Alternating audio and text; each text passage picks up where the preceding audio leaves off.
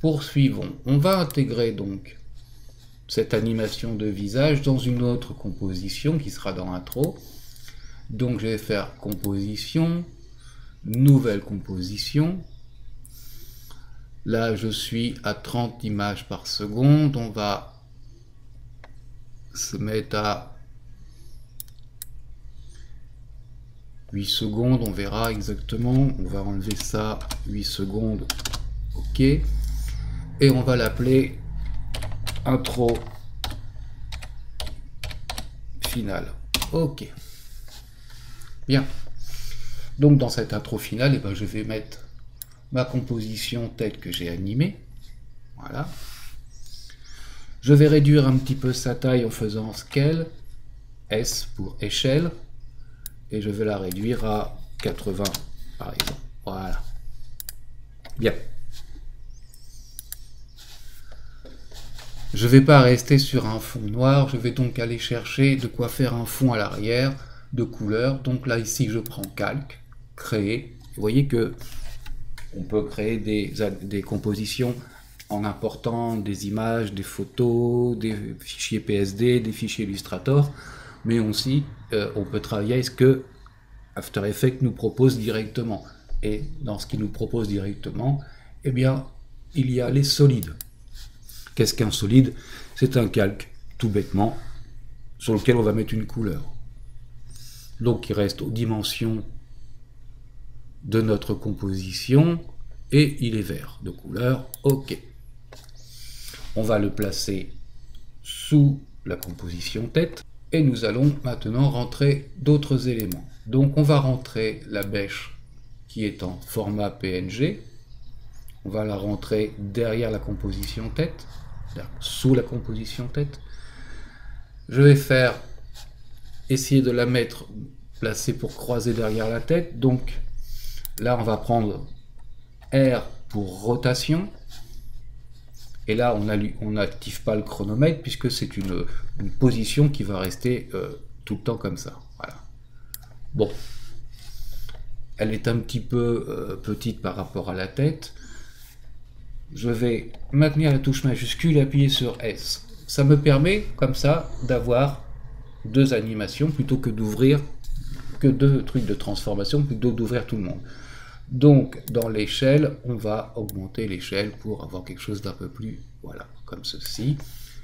Je peux la déplacer directement à la souris. Voilà.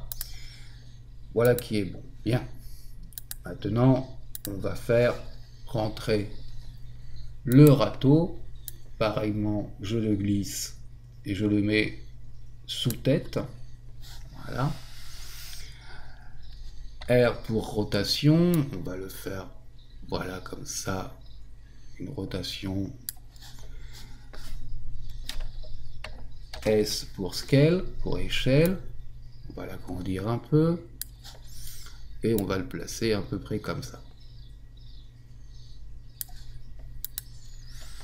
Bien.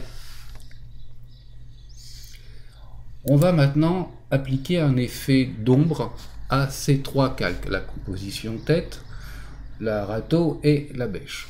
Pour ce faire, je vais sélectionner tête par exemple et aller dans effet. Dans effet, vous voyez qu'on a tout un tas de colonnes. Je sais que les ombres portées sont dans le chapitre perspective. Voilà, je mets perspective, je vais jusqu'à la flèche et ici j'ai ombre portée. Ici, mon fichier projet est juste à côté mes effets. C'est-à-dire que c'est à partir de cet endroit-là que je vais pouvoir régler mes effets.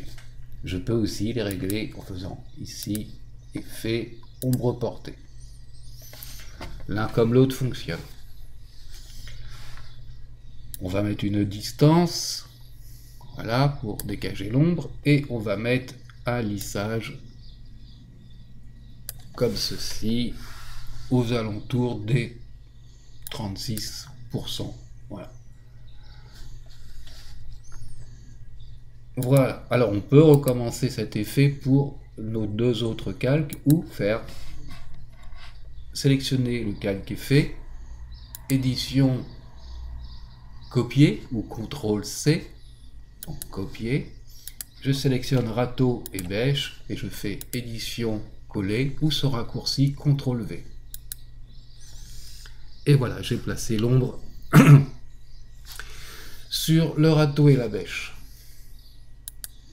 Bien. Nous allons maintenant faire un cercle de couleurs différentes, un peu lumineuses, à l'arrière de notre personnage et de nos outils. Ok. Pour ce faire, je ne sélectionne rien. Et je vais chercher ici l'outil ellipse.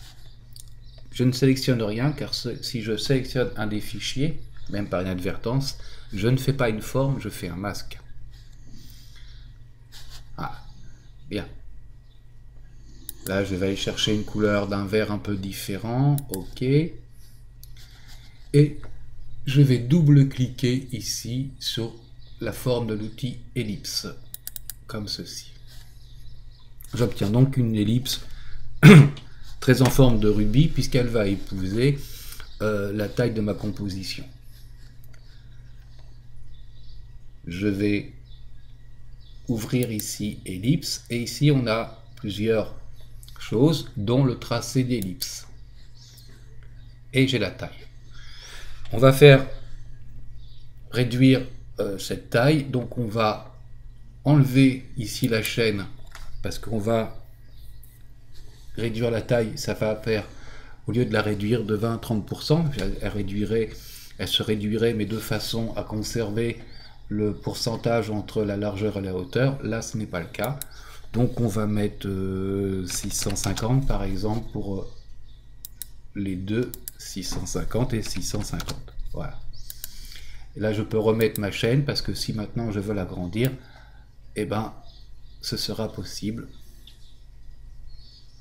de manière égale. On reviendra sur toutes ces choses. Bien, je vais la placer entre les outils et le fond vert, comme ceci. Et je vais lui mettre un effet un petit peu flashy, enfin un petit peu lumineux et un petit peu flouté.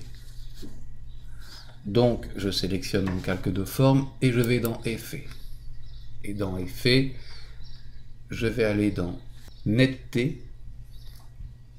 Et dans Netteté, je vais aller chercher un effet qui s'appelle CC Radial Face Blur. Voilà, encore une fois, dans la fenêtre Effet, j'ai des réglages